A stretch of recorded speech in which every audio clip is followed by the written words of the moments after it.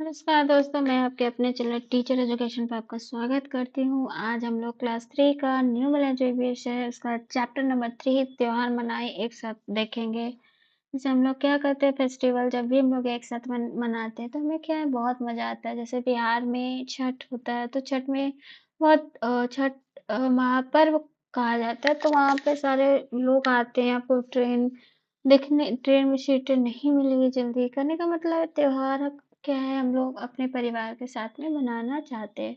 फूलों का त्योहार। मेरा नाम ऋषि है। किसकी कहानी? ऋषि। मैं जम्मू कहाँ का? जम्मू का रहने वाला हूँ। मैं अपने माता पिता के साथ हिमालय के पहाड़ों पर घूमने जा रहा हूँ। हम अपने मामी मामा और अब मैं मेरी बहनों जिया और नोनिका के घर जा रहे हैं। वे पहाड़ों के पास ही एक छोटे से गांव में रहते हैं। हम वहाँ बस से जा रहे हैं। मैं बस की यात्रा का पूरा आनंद ले रहा हूँ। खिड़की के बाहर का दृश्य बहुत ही सुंदर है। सड़कें घुमावदार मोड़ वाली है। पहाड़ियाँ पर तरह-तरह के रंग-बिरंगे फूल हैं। ऐसा लग रहा है कि ये फूलों की घाटी है। दूर कहीं तरह-तरह के लंबे-लंबे पेड़ भी दिखाई दे रहे हैं। देखिए आप कैसे दिख रहा है इधर। हम अपने सर, हाथ और बाजू हमेशा बस के अंदर रखिए। चर्चा कीजिए। क्या आपने कभी बस से यात्रा की है? तो ये चर्चा करना ये आपको ज़रूरी नहीं है। ये है यहाँ वाहन खड़ा न करें। कृपया हॉर्न मत बजाइए। तो ये जाएगा आपका, कृपया हॉर्न नहीं बजाइए। यू टर्न है ना, यू टर्न मना है। क्रॉस है ना आपका। उसके बाद आपका आगे विद्यालय है, तो शायद ये है ना, आगे विद्यालय है। यहाँ गति अवरोधक और ये आपको व्यक्ति काम पर है, यहाँ वाहन खड़ा नहीं कीजिए। इसके बाद व्यक्ति काम पर है और ये आपका आ जाएगा कहाँ पे जो बच गया, आगे विद्यालय है। आपने सड़क पर अनेक संकेत चित्रों का ध्यान दिया होगा। किन्हीं चित्रों के चित्र बनाए हैं जो ऊपर दी गई तालिका में दिए न दिए गए हो, तो यहाँ आपको बनाना है। कुछ देर बाद मामा मामी के गांव समीप वाले बस स्टॉप पर पहुंच गए। हम सब बस से नीचे उतरे। मामा जी हमें लेने के लिए आए हुए थे। पहले तो हम चौड़ी पक्की सड़क पर चले, फिर हम मामा जी के घर जाने के लिए संकरी कच्ची सड़क पकड़ी। जैसे ही हम उनके घर के अंदर गए, मेरी नजर उनके बगीचे में रखी रंग बिरंगे फूल पर पड़ी। मैं उनसे कुछ फूल को पहचानता था, जैसे गेंदा, गुलाब, गुड़हल। जो भी हो, मैं इन फूलों की सुंदरता से चकित था। मैं पहले भी बहुत से फूल देखे थे, पर ऐसे सुंदर फूल कभी नहीं देखे थे।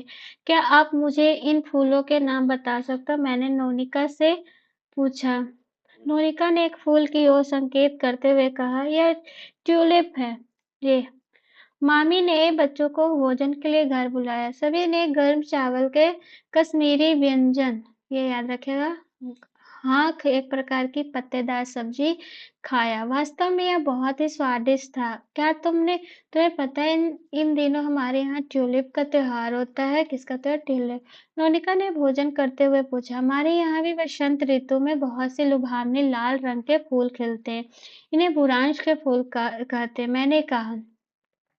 मैंने चिया और नोनिका ने को बताया कि हमारे यहाँ बसंत के त्योहार को बहुत ही खुशी और उल्लास के साथ मनाया जाता है।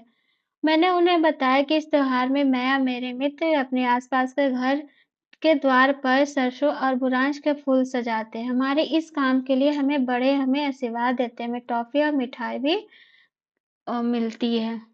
उसके बाद चिया ने बहुत ही उत्साह के साथ बताया, पता है मेरे मित्र वेंकट भी इस मौसम में कौन सा विशु का त्योहार मनाता है। उसमें अमलतास के बहुत सारे फूल, सब्जियां, फलों का उपयोग करके विशु कनी बनाते हैं। कनी क्या है? विशु कनी केरल। विशु कनी केरल के नव वर्ष के प्रथम दिन को मनाए जाने वाला शुभ रिवाज है। विशु कनी देखिए, केरल में नव वर्ष क्वेश्चन बन सकते हैं यहाँ से। केरल में नव वर्ष के प्रथम दिन को मनाए जाने वाला एक शुभ रिवाज है। ऐसा माना जाता है सूर्य उदय के समय शुभ वस्तुओं को देखने से अपने घर आने वाला वर्ष खुशहाल और लाभकारी होता है। इस बातचीत में मामी जी शामिल हो गई। उन्होंने बताया, बसंत प्रकृति का उत्सव है।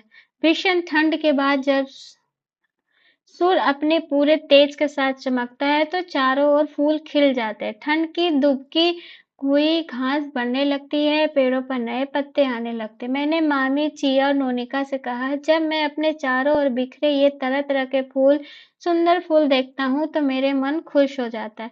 कुछ दिनों बाद हम घर वापस आ गए। ये मेरे परिवार के साथ बिताई यादगार छुट्टियां हैं।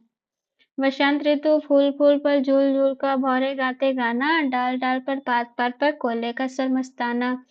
महक-महक, चहक-चहक हवा यहाँ इठलाती, तन खुश होता, मन खुश होता जब वसंत ऋतु आती। इनका लेखक सोहनलाल त्रिवेदी।